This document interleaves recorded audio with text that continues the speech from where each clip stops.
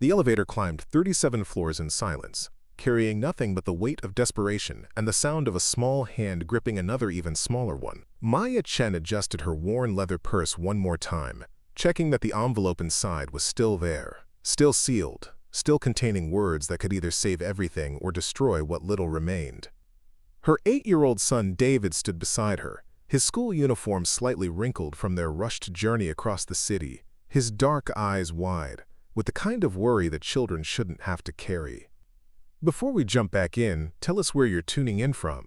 And if this story touches you, make sure you're subscribed, because tomorrow I've saved something extra special for you.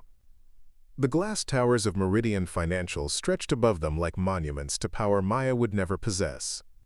She had worked in this building for 3 years, arriving before dawn to prepare breakfast for the Harrison family, staying late to fold laundry and organize closets, invisible in the way that domestic workers often are. Her employer, Victoria Harrison, was the wife of James Harrison, the CEO whose corner office overlooked half the city. Maya had cleaned that office, watered its plants, and replaced its coffee filters hundreds of times without ever speaking to the man who owned it all. Until today, when everything had changed. David squeezed her hand as the elevator doors opened onto the executive floor. The hallway here was different from the service corridors Maya knew so well. Marble floors reflected recessed lighting, and oil paintings in heavy frames lined walls that seemed to stretch endlessly toward glass doors marked with nameplates she recognized from overheard phone calls. The receptionist, a woman in her 50s with silver hair and kind eyes, looked up as they approached. "May I help you?" she asked, her voice professional but not unkind. Maya's throat felt dry. "I need to see Mr. Harrison. James Harrison." The receptionist's eyebrows rose slightly. "Do you have an appointment?" "No, but—" Maya's voice cracked. She cleared her throat and tried again. "It's about his wife, Victoria Harrison. I work for them." Before the receptionist could respond, David stepped forward. His small frame barely reached the edge of the marble desk, but his voice was clear and determined. "My mom takes care of Mrs. Harrison every day. She makes her breakfast and helps her with everything because Mrs. Harrison gets confused sometimes. And now they want to fire her because Mrs. Harrison got lost yesterday when my mom was sick with the flu." The words tumbled out of him in a rush, each one carefully practiced during their subway ride across town. Maya felt her cheeks burn with embarrassment and pride in equal measure. She had not intended for David to speak, but watching him advocate for her with such fierce loyalty made her chest tighten with emotion she couldn't name. The receptionist's expression softened. "What's your name, sweetheart?" "David Chen. And this is my mom, Maya Chen. She's the best nanny in the whole world, and Mrs. Harrison loves her, but she got fired this morning because Mr. Harrison doesn't understand." Maya placed a gentle hand on David's shoulder. "I'm sorry to bother you. I know Mr. Harrison is busy, but I received this letter this morning." She pulled the envelope from her purse with trembling fingers. "It says my employment is terminated immediately due to negligence. But I was only sick for 1 day. I had a fever of 102 and couldn't get out of bed. I called the agency to send a replacement, but—" Her voice trailed off. How could she explain that the replacement had arrived late, that Victoria had wandered out of the house in her nightgown, that the neighbors had found her 3 blocks away, confused and frightened? How could she make anyone understand that Victoria Harrison, despite her wealth and status, was losing herself piece by piece to early-onset dementia, and that Maya had become not just her caregiver but her anchor? The receptionist glanced at her computer screen, then back at Maya and David. "Mr. Harrison is in a board meeting until 3. But—" She paused, studying David's earnest face. "Would you like to wait? I can't promise anything, but sometimes these things work out differently than we expect." Maya nodded gratefully and settled into one of the leather chairs in the waiting area. David climbed up beside her, his legs swinging slightly as he surveyed the opulent surroundings. The walls were covered with photographs of company milestones, handshake deals with foreign dignitaries, and awards for corporate philanthropy. Maya had dusted some of these very frames, but seeing them now felt surreal, like viewing her own life from the outside. "Mom," David whispered, "what if he says no?" Maya's heart clenched. She had asked herself the same question during the sleepless hours before dawn. Without this job, they would lose their small apartment in Queens. David would have to change schools again. The carefully constructed stability she had built for them would crumble, just as it had when David's father had walked away 2 years earlier, leaving behind only silence and unpaid bills. "Then we'll figure something else out," she whispered back, though the words felt hollow even to her. At exactly 3:15, the glass doors to the boardroom opened, and a stream of men and women in expensive suits filed out, their conversations continuing in hushed tones as they dispersed toward their respective offices. Maya recognized some of them from their photographs in the business section of newspapers she couldn't afford to buy, but sometimes read at the library. These were people who made decisions that affected thousands of lives, who moved markets with their words, who lived in a world so far removed from hers that they might as well have been from different planets. And then she saw him. James Harrison was taller than she had expected, though she had only ever glimpsed him from a distance in his own home. He moved with the quiet confidence of someone accustomed to being the most important person in any room. But there was something else in his bearing, a weariness that spoke of burdens carried privately. His dark hair was touched with silver at the temples, and his suit was impeccably tailored, but his eyes held shadows that expensive clothing couldn't hide. He was walking toward his office when the receptionist intercepted him. Maya couldn't hear their conversation, but she watched as the woman gestured toward the waiting area, watched as James Harrison's gaze found her and David. For a moment, his expression was unreadable. Then something shifted, a flicker of recognition or perhaps confusion. He approached them slowly, and Maya stood up quickly, smoothing her simple dress and wishing she had worn something more professional. David hopped down from his chair and moved protectively close to her side. "Mrs. Chen?" James Harrison's voice was measured, neutral. "Patricia tells me you wanted to speak with me about your employment with my wife." Maya nodded, not trusting her voice. Up close, she could see the strain in his features, the way his shoulders carried tension like a physical weight. This was a man who was fighting battles on multiple fronts, and she was about to add to his burden. "Before you say anything," David interjected, stepping forward with the fearless determination that only children possess, "I want you to know that my mom is the best person in the world, and Mrs. Harrison needs her." James Harrison's eyebrows rose slightly, and he looked down at David with what might have been amusement or surprise. "Is that so?" "Yes, sir." David's voice never wavered. "Mrs. Harrison gets scared sometimes when she can't remember things. But my mom always knows how to help her feel better. She makes her special tea and reads to her from the books she likes. And she never gets impatient, even when Mrs. Harrison asks the same question 10 times. Maya felt tears pricking at the corners of her eyes. David had been present for many of her interactions with Victoria, had witnessed the gentle patience required to care for someone whose mind. Preparing and narrating this story took us a lot of time, so if you are enjoying it, subscribe to our channel. It means a lot to us. Now, back to the story. Was gradually betraying them. She had not realized how much he had absorbed, how deeply he understood the nature of her work. James Harrison's expression had grown thoughtful. He gestured toward his office. "Would you both like to come in for a moment?" The corner office was exactly as Maya remembered it, though she had never seen it from this angle. Floor-to-ceiling windows offered a panoramic view of the city, and the afternoon sun cast long shadows across polished hardwood floors. A massive desk dominated one corner, its surface meticulously organized, while a seating area with leather sofas occupied the other side of the room. James Harrison closed the door behind them and moved to the seating area, gesturing for them to sit.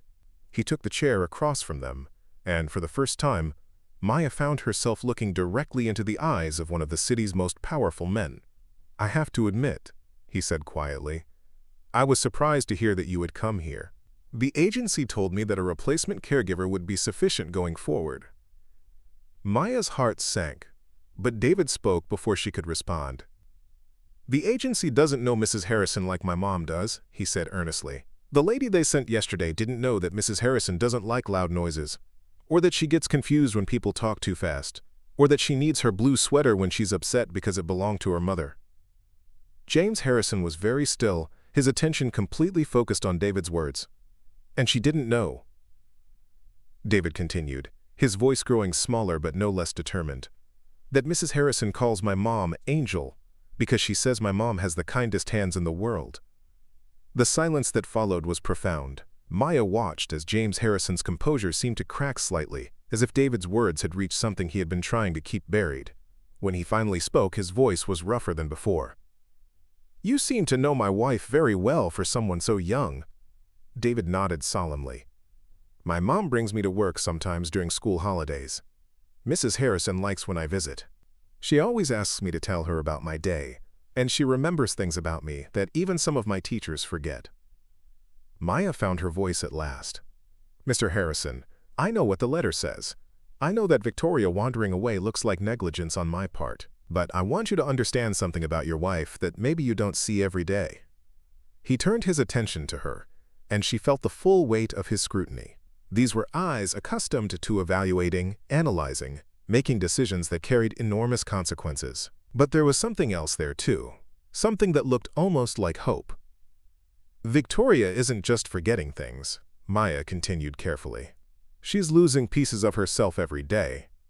But there are still moments when she's completely present, completely herself. When she laughs at something funny, or gets excited about a flower blooming in the garden, or remembers a story from her childhood. Those moments are precious, and they're becoming rarer. The people who care for her, they have to know how to create space for those moments to happen." James Harrison leaned forward slightly. "And you believe you know how to do that? I know your wife orders her books alphabetically because it helps her feel in control when everything else feels chaotic. I know she likes to water the plants in the morning because the routine gives her a sense of purpose. I know she sometimes thinks I'm her daughter Sarah, and instead of correcting her, I let her tell me stories about Sarah's childhood because it makes her happy." Maya paused, gathering courage for what she needed to say next. "I know that she talks about you constantly. How proud she is of your work. How much she misses the man who used to come home for lunch every Tuesday and bring her flowers from the corner stand. She remembers that version of you perfectly, even when she can't remember what she had for breakfast." The words hung in the air between them, and Maya immediately regretted her boldness. She had overstepped, revealed too much, said things that were none of her business. But David reached over and took her hand, squeezing it gently, and she realized that someone needed to say these things, even if it cost her everything. James Harrison was quiet for a long time, his gaze fixed on something beyond the windows. When he finally looked back at them, his eyes were bright with unshed tears. "The agency told me that hiring a replacement would be more cost-effective," he said slowly. "Someone without the emotional attachment that might cloud professional judgment." "But emotions aren't always bad," David said quietly. "Sometimes they help you know the right thing to do." James Harrison studied David's face as if seeing him for the first time. "How old are you, son?" 8. But my mom says I'm wise for my age because I've seen things that help me understand people better." "And what have you seen that makes you so wise?" David glanced at Maya, who nodded encouragingly. "I've seen how hard it is when someone you love starts to forget who you are. But I've also seen how love doesn't have to disappear just because memory does. My mom loves Mrs. Harrison even when Mrs. Harrison doesn't remember her name. And Mrs. Harrison loves my mom even when she thinks she's someone else. That's the kind of love that doesn't give up." Maya felt her breath catch. David had articulated something she had never been able to put into words, the strange and beautiful bond that had formed between her and Victoria despite the circumstances of their relationship. It wasn't the love between family members or even friends, but something deeper and more complex, a connection forged through shared vulnerability and mutual care. James Harrison stood up abruptly and walked to the windows. His shoulders were rigid, and Maya could see the internal struggle playing out in his reflection on the glass. When he turned back to them, his expression was carefully controlled, but something fundamental had shifted. "Mrs. Chen, may I ask you something personal?" Maya nodded, though her heart was racing. "Why did you come here today? You could have simply accepted the termination, found another position." Why fight for this job specifically? Maya considered her answer carefully. The truth was complicated, layered with financial necessity and professional pride and something else that was harder to define. Because your wife deserves better than someone who will just go through the motions. She deserves someone who sees her as a person, not just a patient. And because she hesitated, then decided to be completely honest. Because she saved me too. How? When I started working for your family, I was barely holding things together. David's father had left. I was struggling to pay rent, and I felt like I was failing at everything that mattered. Victoria gave me purpose. She made me feel needed in a way that went beyond just earning a paycheck. She trusted me with her fears and her memories and her moments of confusion, and somehow that trust made me stronger. Maya took a shaky breath. Losing this job wouldn't just be about money, though we need the money desperately. It would be about losing someone who has become important to me, someone I care about deeply.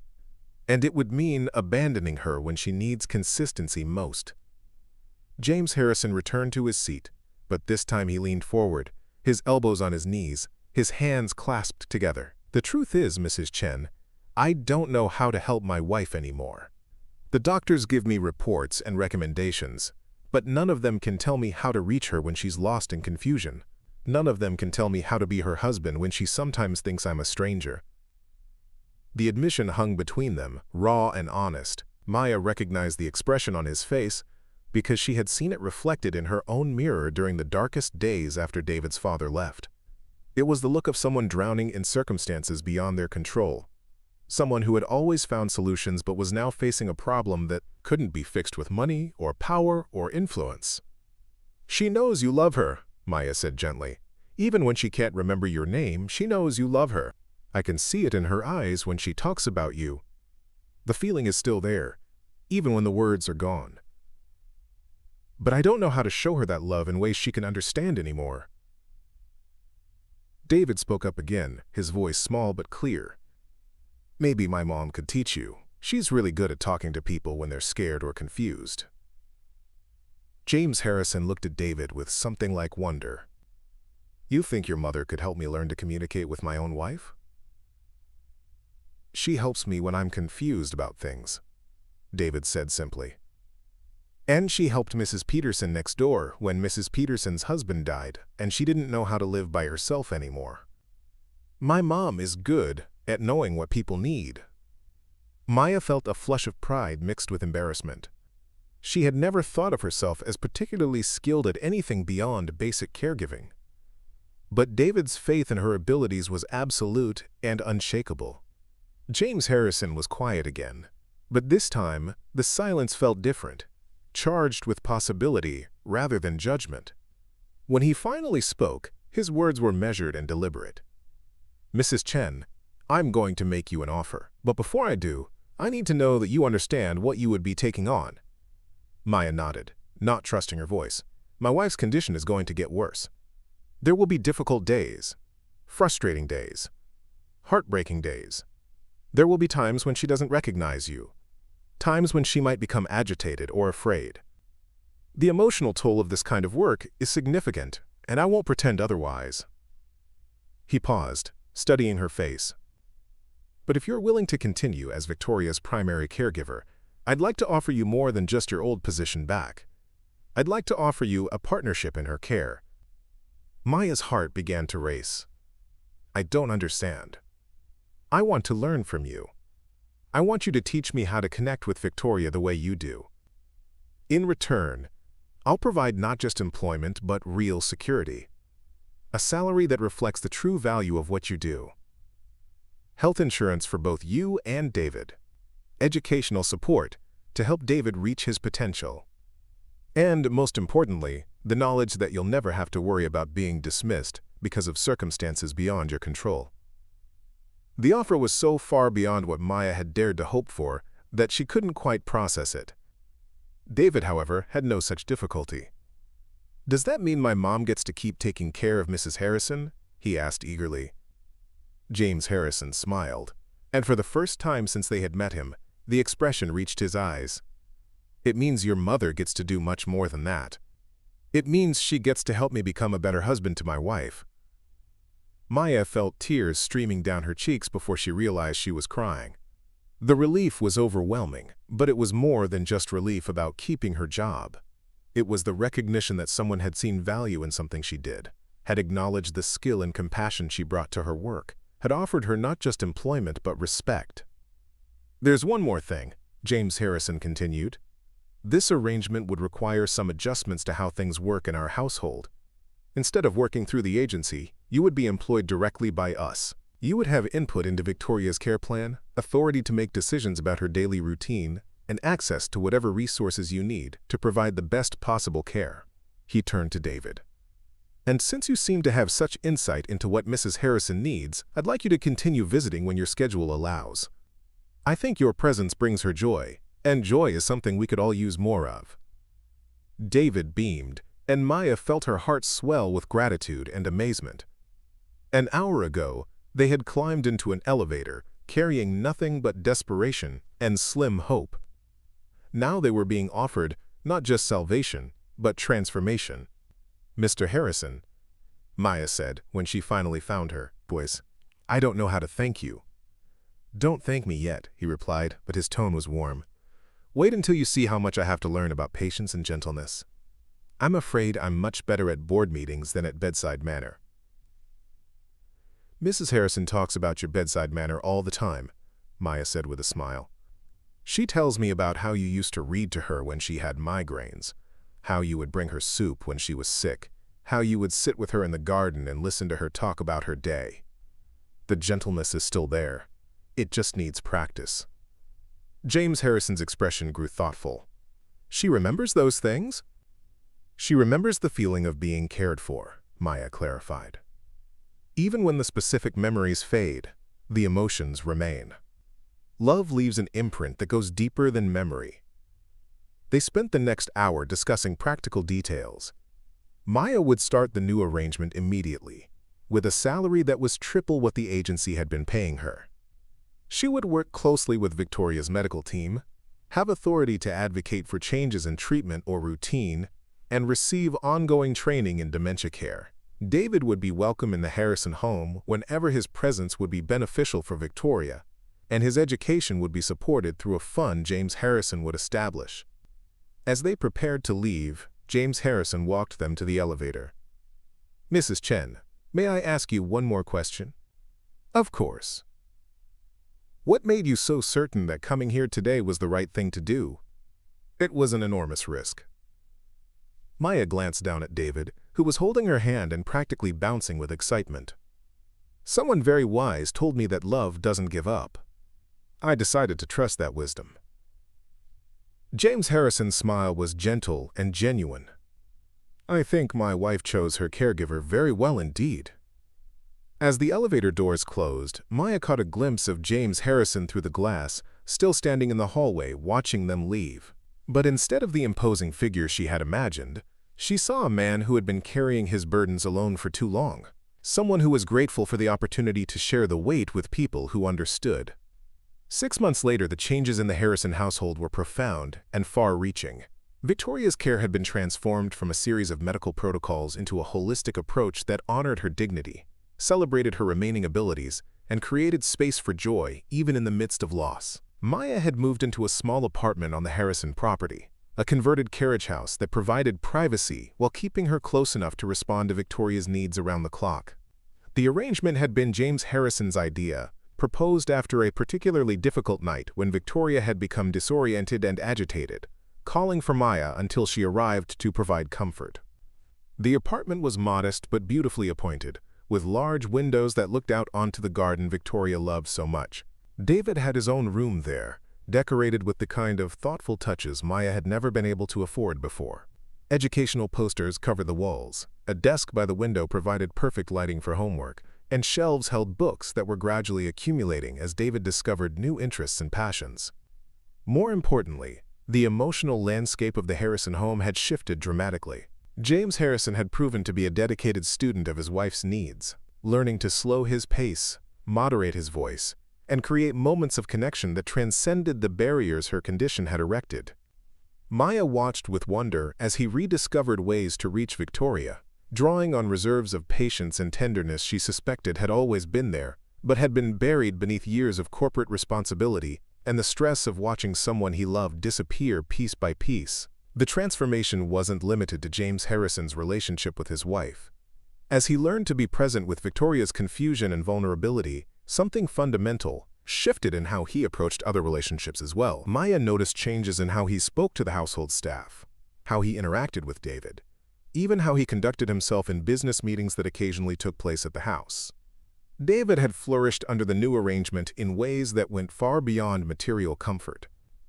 The stability of knowing his mother's job was secure had lifted a weight from his shoulders that Maya hadn't fully realized he had been carrying. But more than that, his role as a bridge between Victoria and the adults who cared for her had given him a sense of purpose and importance that was transforming his confidence and self-perception. He had become Victoria's favorite companion for afternoon walks in the garden, partly because his natural pace matched her slowed movements, but mostly because his presence seemed to anchor her in the present moment. Maya often watched from the kitchen window as Victoria and David examined flowers together, Victoria pointing out details while David listened with the kind of intense attention that made her feel heard and valued. The medical team that oversaw Victoria's care had been initially skeptical of Maya's expanded role, questioning whether someone without formal training could make decisions about complex care protocols. But Dr. Sarah Mitchell, the geriatrician who had been working with Victoria for 2 years, had become Maya's strongest advocate after witnessing the improvements in Victoria's emotional well-being and overall stability. "What you've created here," Dr. Mitchell had told James Harrison during a recent care conference, "is exactly what we hope to achieve in the best memory care facilities. The difference is that this is Victoria's home, with people who know her as an individual rather than as a collection of symptoms." The success of Victoria's care had led to unexpected opportunities for Maya. Dr. Mitchell had asked her to speak at a conference for families dealing with dementia, sharing insights about creating supportive environments and maintaining emotional connections despite cognitive decline. Other families in similar situations had reached out for advice, and Maya had found herself becoming an informal consultant for people struggling to navigate the challenges of caring for loved ones with memory disorders.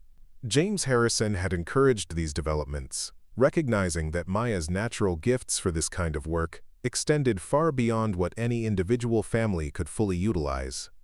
He had proposed establishing a foundation focused on supporting families dealing with dementia, with Maya as the director of family services.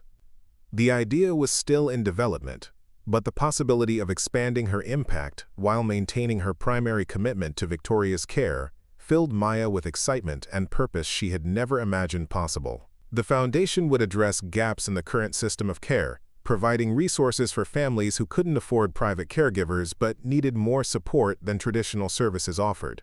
It would train family members and friends in communication techniques that honored the dignity and remaining abilities of people with dementia, and it would advocate for policy changes that reflected a deeper understanding of what quality care actually meant.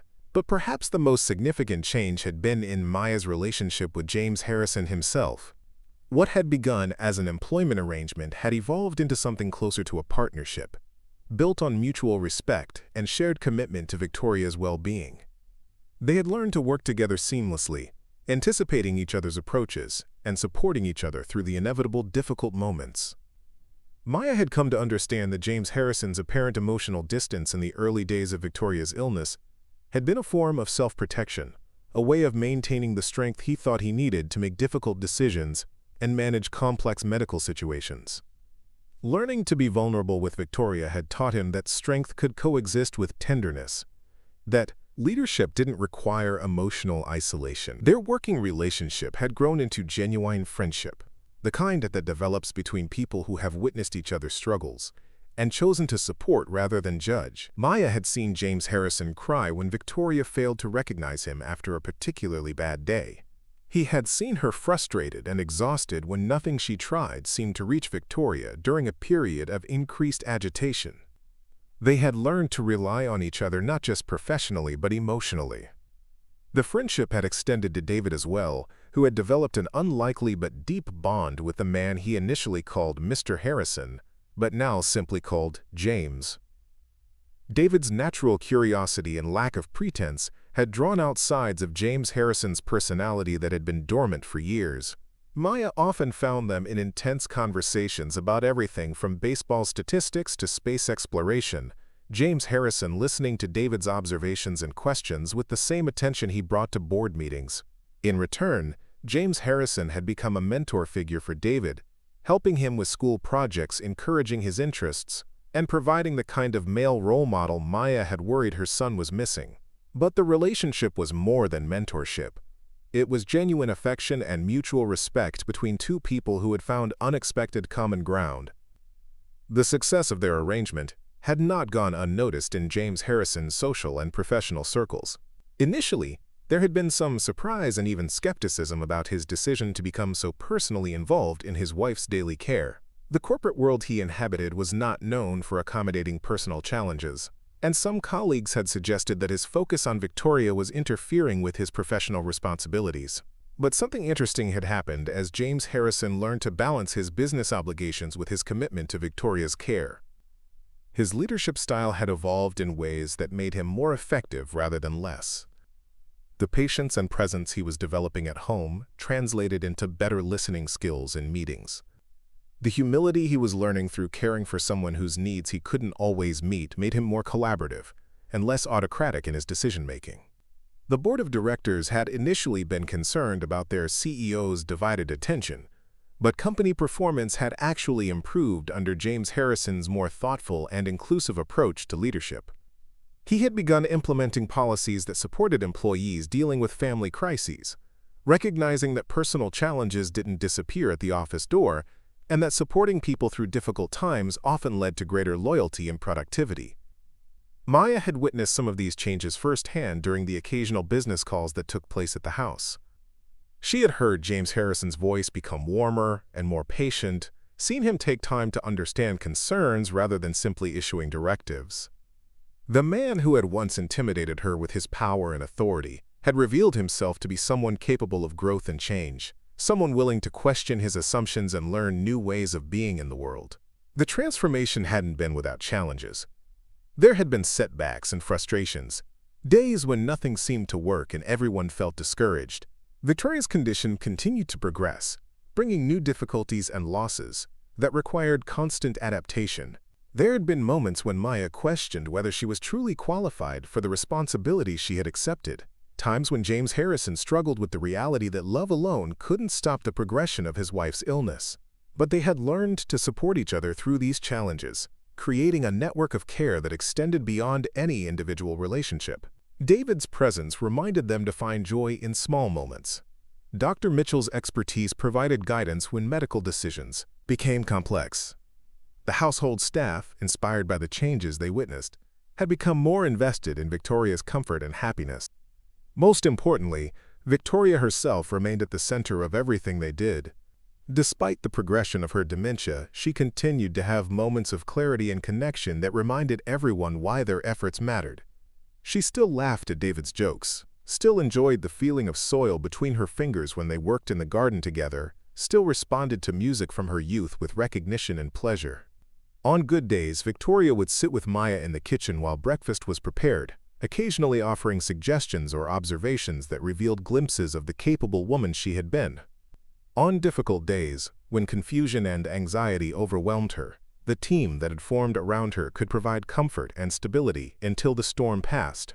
Maya had learned to measure success not in terms of preventing decline, but in terms of preserving dignity, creating moments of joy, and ensuring that Victoria felt loved and safe, even when the world around her no longer made sense.